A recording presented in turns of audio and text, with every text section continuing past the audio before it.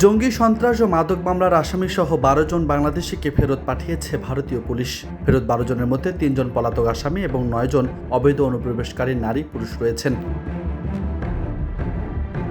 শুক্রবার সন্ধ্যা 7:30টায় ভারতের পেট্রোপোল সীমান্ত দিয়ে বেনাপোল পোর্ট থানা পুলিশের কাছে ট্রাভেল পারমিটে ফেরত পাঠায় ভারতীয় পুলিশ।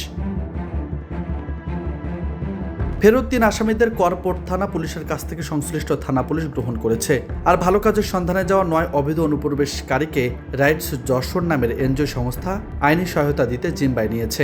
বিভিন্ন সময় ভারতে ভালো কাজের উদ্দেশ্যে বা বিভিন্ন উদ্দেশ্যে যারা গিয়েছিল এরকম অবৈধ অভিবাসী যারা তাদেরকে আজকে বাংলাদেশ ইমিগ্রেশনের কাছে হস্তান্তর করেছে এবং আমি রাইটস যশোরের পক্ষ থেকে এই ভারত থেকে প্রত্যাবাসিত 9 জনের ভিতরে 9 জনকে আমরা আমাদের জিম্বায় নিতেছি এবং তাদের নিরাপদ খাবার, আশ্রয় সহ কাউন্সিলিং এবং যে আইনি প্রক্রিয়া যেগুলো আছে এগুলো প্রক্রিয়া শেষ হওয়ার পরে তাদের পরিবারের কাছে হস্তান্তর করে দেব। বেনাপোল পোর্ট থানা পুলিশের উপপরিদর্শক রাশিদুজ্জামান জানিয়েছেন, ফেরত আসা আসামিরা গ্রেপ্তার এড়াতে ভারতে পালিয়ে অবস্থান নিয়েছিল।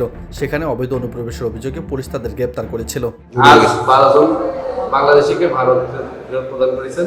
তার ভিতর 3 জন বিভিন্ন মামলার আসামি এবং বাকি 9 জন অবৈধ অনুপ্রবেশকারী। অবৈধ অনুপ্রবেশকারীদের এনজিওর হাতে তুলে দেওয়া হয়েছে এবং 3 জন আসামি তাদেরকে সংশ্লিষ্ট থানায় হস্তান্তর করা হয়েছে।